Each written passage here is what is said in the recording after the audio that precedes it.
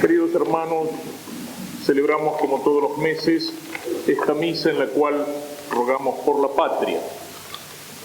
Y en este día, de una manera especial, en el recuerdo de la muerte del general San Martín. Esto nos puede llevar a algunos pensamientos o reflexiones. En primer lugar, a uno sobre el que constantemente hemos venido insistiendo en estas misas, con datos históricos, que es el espíritu que tenían aquellos hombres que nos hicieron una patria. La Argentina no nació al acaso, no nació por casualidad, no nació como hija de nadie.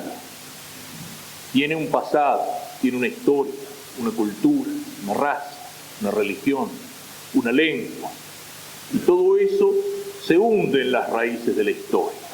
Nosotros recibimos aquella cultura que nos venía de Grecia y de Roma a través de España, y junto con ella el cristianismo. Y esa fidelidad, la fidelidad a esos valores estaba presente en los hombres que nos dieron una patria.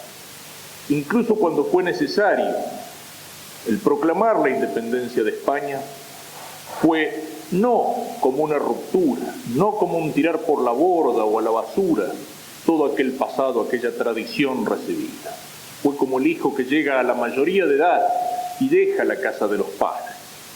Y no siempre es fácil el dejar la casa de los padres, y no siempre los padres comprenden cuando un hijo deja la casa o la familia para formar una familia nueva. Pero esa separación, esa ruptura no significa un renegar de la tradición, de la herencia. Y no renegaron los hombres que nos dieron una patria. Y no renegaron del aspecto cristiano, de esa tradición, de esa herencia. Lo veíamos aquí el Día de la Bandera, con todas aquellas frases tan hermosas de Belgrano, con esa referencia tan concreta al manto de la Virgen, no como algo poético, el cielo, la montaña, sino como algo real y concreto, a los colores de la Inmaculada Concepción, y es más todavía, a la Virgen de Luján. Citábamos aquí la frase del hermano de Belgrano: mi hermano tomó los colores de la bandera del manto de la Inmaculada de Luján. Ese era el mismo espíritu de San Martín, y existe correspondencia entre San Martín y Belgrano. Belgrano que le recomienda a San Martín que no olvide los escapularios de la tropa, que presida el rezo del rosario, aunque se rían y aunque no lo entiendan los mentecatos. San Martín en la celebración de la misa, San Martín poniendo el patrocinio de la Virgen como generala de sus ejércitos, capellanes de San Martín como Guiraldes, como Inalicán, San Martín que castiga con penas tremendas el azote, el que la lengua sea atravesada con un hierro al rojo de aquellos que blasfemen del nombre de Dios o de su Santísima Madre. Ese era el espíritu de los hombres que nos hicieron una patria. Nuestra patria nació cristiana. No se preocuparon solamente de darle a nuestra patria un cuerpo, es decir, un territorio libre de toda dominación extranjera, sino que quisieron darle también un alma, y un alma cristiana. Eso es algo que no podemos olvidar, y eso es algo a lo cual no tenemos derecho de renegar sin traicionar el sueño de aquellos que fundaron esta patria. Nuestra patria tiene desde sus orígenes, en el sueño y en la mente de los hombres que la hicieron, de los hombres que ganaron su libertad y su independencia, nuestra patria tiene un alma cristiana. Y San Martín, así como se preocupó del cuerpo de esta patria, se preocupó de su alma. San Martín precisamente fue incomprendido, fue calumniado, fue arrojado al exilio por aquellos que no entendían el alma cristiana de la patria, por aquellos que ya desde el origen miraban hacia otras tierras, hacia otros pueblos, por aquellos doctorcitos unitarios, por aquellos señores de las logias porteñas como Rivadavia, que no querían el alma de la patria, que miraban no hacia la tradición de España, sino hacia los principios masónicos de la Revolución Francesa. Esos fueron los que persiguieron, le hicieron la vida imposible, calumniaron a San Martín y lo enviaron al destierro. Pero San Martín desde el destierro se preocupa todavía por el cuerpo y por el alma de la patria. Y si bien él no quiere meterse en las luchas civiles, él prevé esas luchas civiles, y en alguna de sus cartas habla de la necesidad de una mano firme, que ponga orden en la patria y que la lleve adelante. Y cuando esa mano firme enfrenta al invasor extranjero tendiendo sobre las aguas del Paraná las cadenas que cierran el paso a la escuadra anglo-francesa en la vuelta de obligado, San Martín quiere venir, se ofrece para venir como voluntario, ya anciano, y San Martín en su testamento deja su sable a aquella mano firme que supo cerrar las fronteras de la patria a la invasión extranjera. San Martín quiso una patria libre en su cuerpo y cristiana en su alma. Esa es la herencia que hemos recibido, esa es la herencia que no tenemos derecho a traicionar.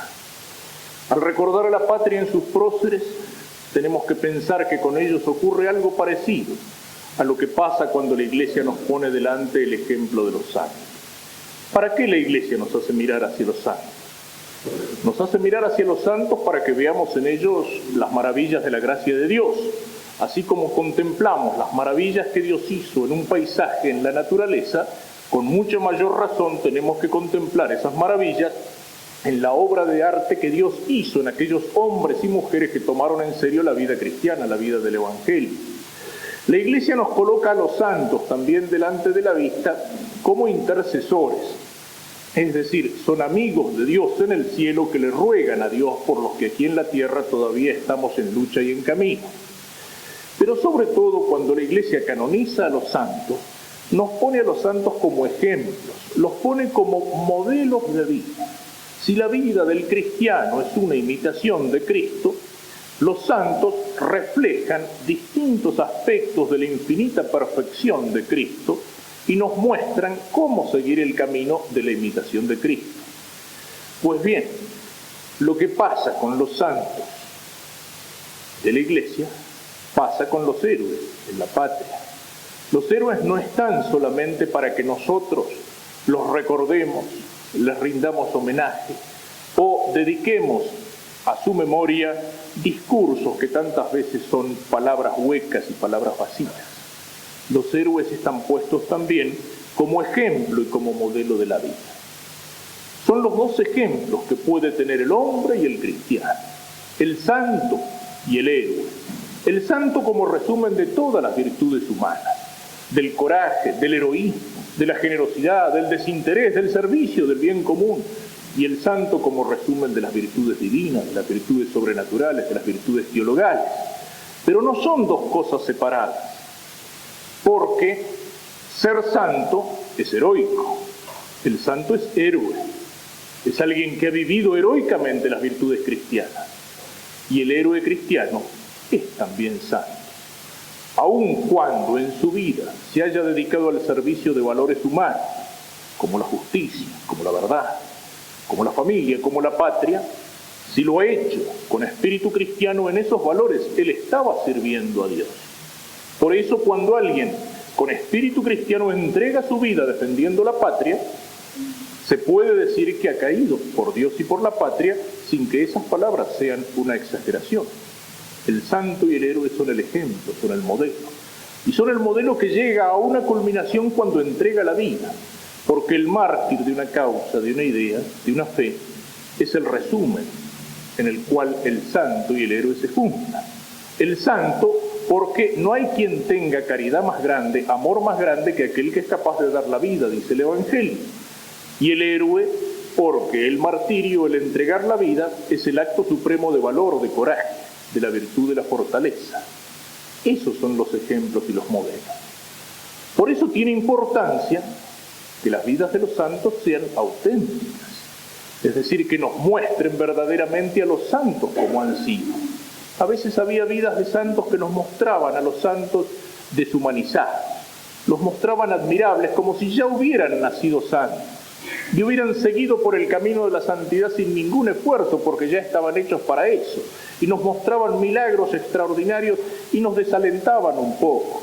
No, la vida de un santo tiene que ser auténtica y mostrarlo con sus luchas humanas, con sus defectos también, y cómo ha conseguido, luchando, vencer esos defectos y seguir a imitar a Cristo. Lo mismo pasa con la vida de los héroes, lo mismo pasa con eso. Por eso es importante la verdad de la historia, que la historia que se enseña en los colegios sea una historia verdadera. ¿Por qué? Porque el niño aprende por palabras, por principios, pero sobre todo aprende por ejemplo. Y por eso es importante que los ejemplos que se ponen a los niños ya desde chicos sean los verdaderos ejemplos. Hay de una patria, hay de una nación donde los que verdaderamente han hecho algo grande por ella mueren en el exilio o son olvidados o son calumniados. Hay de una patria, hay de una nación donde los que tienen estatua, donde los que tienen monumento, donde los que reciben homenaje han sido en muchos casos traidores y renegados que vivían mirando para afuera y que trataban de vaciar el alma de la patria. Una patria que tiene como próceres, falsos próceres, traidores, y se enseña a admirarlos desde niño en las escuelas. Esa patria está forjando generaciones de traidores y generaciones de renegados. Es importante que la historia nos enseñe el culto y el ejemplo de los héroes verdaderos, así como la historia de la Iglesia tiene que mostrarnos realmente el ejemplo de los santos. Y hay algo que decíamos recién y que es muy importante también. El niño aprende por principios, por palabras, pero sobre todo aprende por ejemplo. Si un niño ve que en su casa el papá o la mamá le dicen una cosa, pero después hacen otra distinta, ¿qué es lo que más le queda? No son tanto las palabras, sino los ejemplos. Y se da cuenta cuando hay una contradicción entre una palabra y entre un ejemplo. Y cómo nace muchas veces una vocación en un joven. Cuando un joven conoce y admira a una persona que ha seguido un determinado camino y entonces dice, yo quisiera ser como aquel.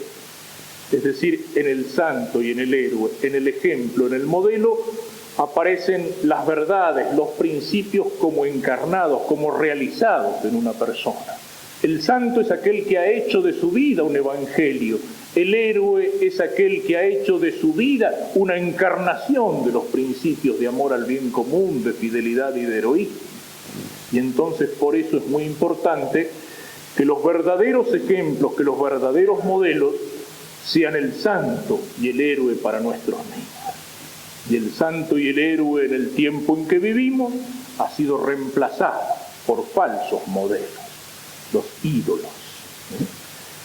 ¿Qué eran los ídolos en los tiempos paganos? Falsos dioses, dioses de piedra o de madera. ¿Qué son los ídolos en el tiempo en que vivimos? Son falsos modelos. Son los que han venido a reemplazar en el ejemplo al héroe y al santo. Los ídolos de la farándula, de la publicidad, de la televisión, de la música, del deporte, de las películas, de las series deportivas, de las series noveladas. Eso es lo que hoy se pone como ejemplo a nuestros jóvenes. Eso es lo que a veces crea en los jóvenes ese apasionamiento que los lleva a ser fans de un conjunto de rock o a admirar la persona de un jugador, de un artista o de un charlatán televisivo. Eso es lo que hoy se pone como modelo y como ejemplo. Y podemos preguntarnos qué juventud estamos formando. ¿Qué juventud está formando ese canal de inmundicia que es muchas veces la televisión cuando está llegando a los hogares? ¿Qué es lo que estamos formando? ¿Cuáles son los personajes que se ponen para la admiración de nuestros niños? Sobre todo los personajes de las series extranjeras. Nos importan problemas que no son nuestros, mentalidades que no son nuestras.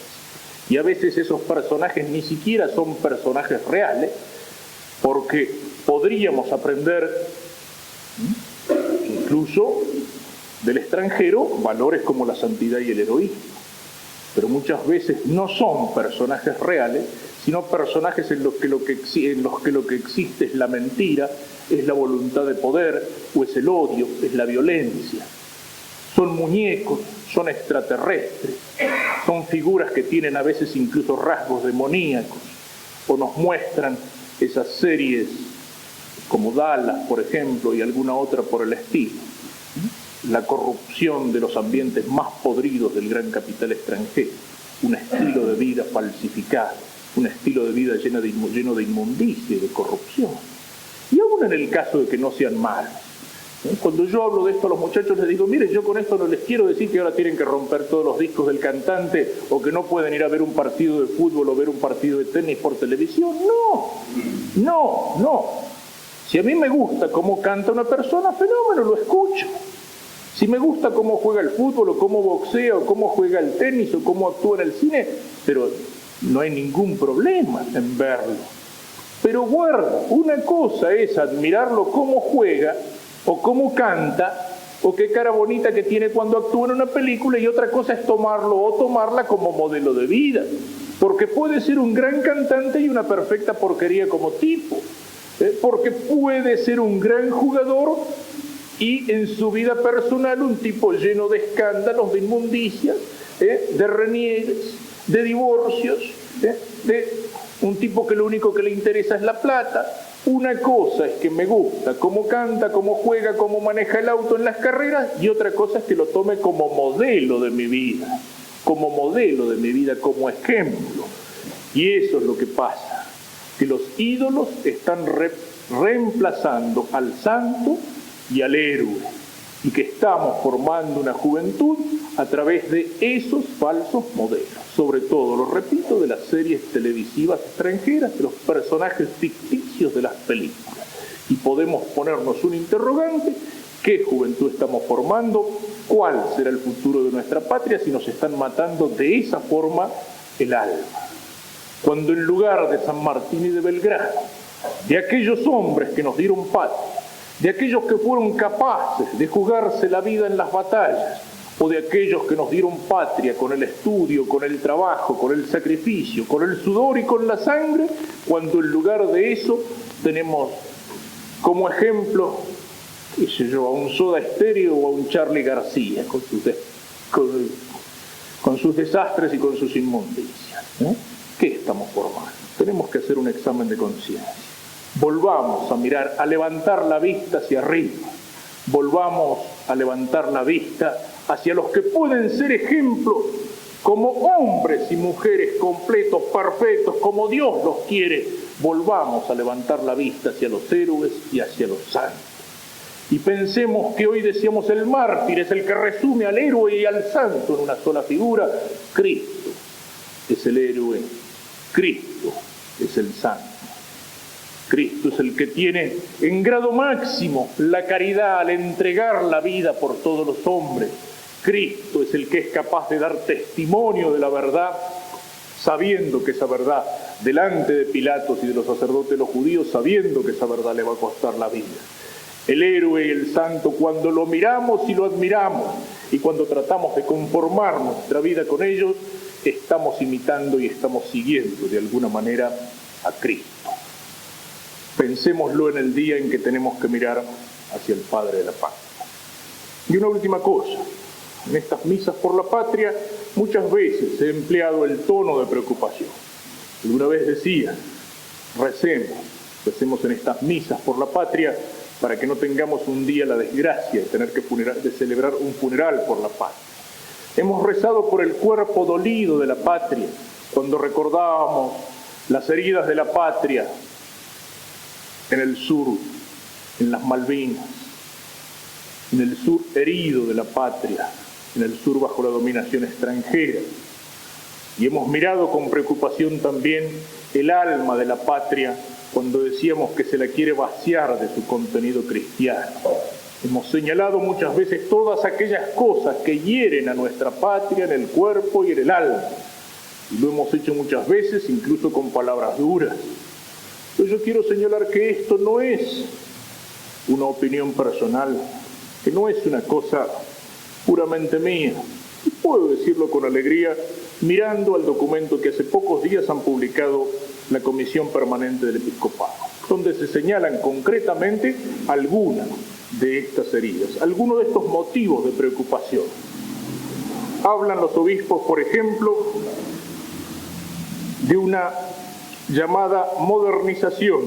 Dice que lamentablemente algunos propician y que es un verdadero cambio de cultura, es decir, de los valores que constituyen el estilo de vida de la nación y que configuran su identidad.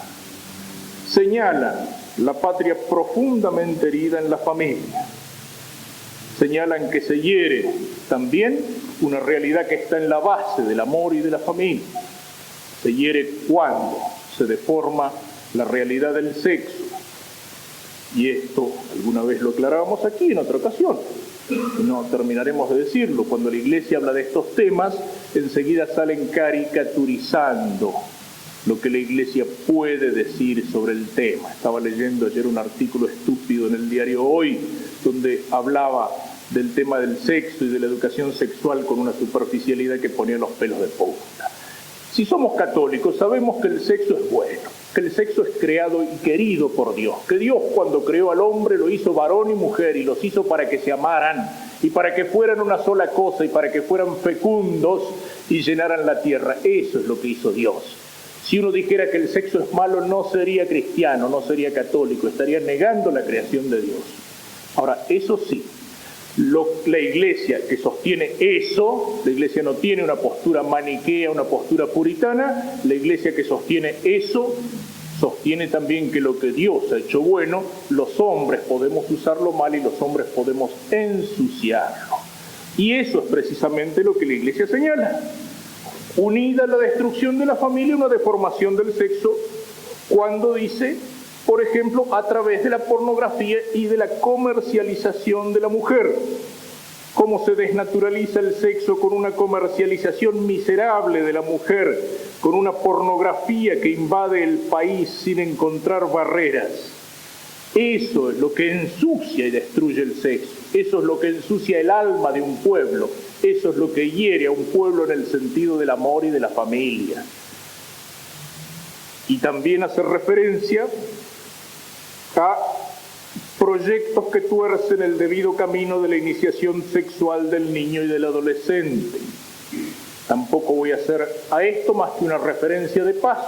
Es un tema que se está discutiendo mucho y que a veces se lo discute mal. Así como la Iglesia no sostiene que el sexo es malo, sino que es bueno, creado y querido por Dios, también la Iglesia sostiene que al niño hay que educarlo en este terreno. Lo que se discute en primer lugar es a quién corresponde la educación y en segundo lugar cuál tiene que ser el contenido de esa educación. Porque en algunos de esos proyectos existen deformaciones que esos señores, si quieren educar hacia sus hijos, serán dueños de hacerlo, pobres chicos, pero no tienen derecho a imponerlo a los demás.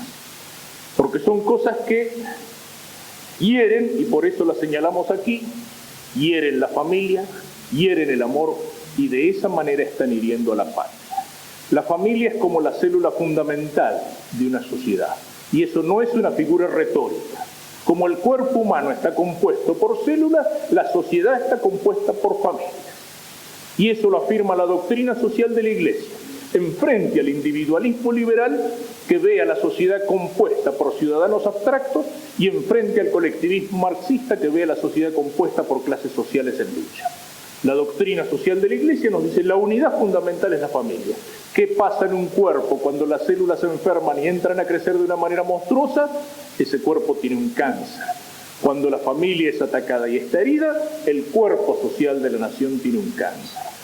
Y eso es lo que señalan los obispos. Hacen referencia también a los medios de comunicación, que deberían ser medios de transmisión de la verdad y de la cultura. Pero dicen, con dolor debemos decirle a muchos de ellos, que en su quehacer no solo no descubrimos el ejercicio de esa responsabilidad, sino una abierta colaboración con lo que destruye aquello que creemos que tiene que ser la vida argentina. Hace referencia a la situación económica con grave preocupación. Hace referencia al intento que viene de muchos lados de cambiar los valores de nuestro vivir argentino, de reemplazar esos valores. Dice, notamos con alarma la creciente presencia en nuestra vida argentina de grupos y manifestaciones culturales provenientes de países que exportan ideologías materialistas contrarias a nuestro modo de vida criollo. Y señalan también la prioridad de los intereses de sector o partido sobre la indispensable preocupación por el bien común. Es decir, No es este documento algo que mire solamente como una cosa obsesiva al tema del sexo, sino que mira algo mucho más amplio que está pasando entre nosotros y que es una verdadera revolución cultural. Yo lo decía aquí en la misa anterior. Hace poco más de 10 años atrás vivimos en nuestra patria la guerra revolucionaria marxista que se inspiraba en la doctrina de Lenin, con consecuencias trágicas para uno y otro lado, con odio entre los argentinos, con enfrentamiento de sectores, con muertos, con torturas, con prisioneros, con secuestrados, con desaparecidos, con terrorismo. Actualmente estamos viviendo esa revolución cultural, pero esa misma revolución, pero no en la guerra revolucionaria leninista, sino en la revolución cultural inspirada en el ideólogo marxista italiano que se llama Gramsci. Y la revolución cultural tiene dos facetas. Una es mentalizar a la gente, ganar las inteligencias, y otra es podrir y corromper a aquellos que no se pueden mentalizar. Es más fácil podrir y corromper que mentalizar, pero una minoría mentalizada y cargada con el odio de la dialéctica marxista y con la visión materialista puede apoderarse de una sociedad si primero ha conseguido corromperla y debilitarla, si ha conseguido destruir las barreras que podían oponerse a esa revolución, a ese colonialismo interior en nuestra patria, si ha conseguido corromper y desprestigiar a las Fuerzas Armadas, si ha conseguido dividir y desprestigiar a la Iglesia, si ha conseguido romper el movimiento obrero, los otros sectores sociales que pueden ser un obstáculo o una barrera para que un día la bandera que flamee sobre nuestra patria no sea la azul y blanca, sino la bandera roja. Y eso es algo que está en camino. Y esto, de una manera bastante directa, la señalan nuestros obispos. No es solo el tema de la educación sexual, eso es un aspecto de una transformación cultural mucho más amplia que afecta no el territorio físico de la patria como la presencia extranjera en las Malvinas, pero que afecta sí el alma cristiana de nuestra patria, tal como la soñaron los hombres que la construyeron. Tenemos que tener conciencia de esto. Y cuando los obispos lo dicen, no lo dicen, como han señalado algunos, por motivos electoralistas. No lo dicen por eso. No lo dicen por un interés de sector o de facción política, como no lo decimos aquí tampoco. Si algunos se sienten molestos con esto, y bueno, ¿saben qué pasa? Es como si cuando yo leo el Evangelio y leo las palabras de Cristo, no matarás, no cometerás adulterio, no robarás, no darás falso testimonio, se para un tipo y dice, padre, usted me está insultando. No, yo estoy leyendo los mandamientos. Es decir, los mandamientos como Cristo los transmite. Si alguien se siente insultado porque uno dice no adulterarás o no robarás o no darás falso testimonio, bueno, eso es cuestión suya. Cuando uno predica, cuando uno enseña, cuando uno afirma determinados principios, uno suelta, pone en libertad las palomas para que las palomas salgan volando. Ellas saben en qué ramas se van a parar. Y cuando la Iglesia señala estas cosas, alguien se siente dolido, alguien se siente ofendido, es porque, precisamente, no porque la Iglesia quiera pegarle a este partido, a este sector, a este gobierno o a este, sino porque el pájaro se fue a parar en esa rama. O como se decía antes en la Iglesia, recién nos dimos cuenta que era de la cofradía cuando vimos que agarraba la vela en la procesión. Bien, que todo esto nos lleve a reflexionar.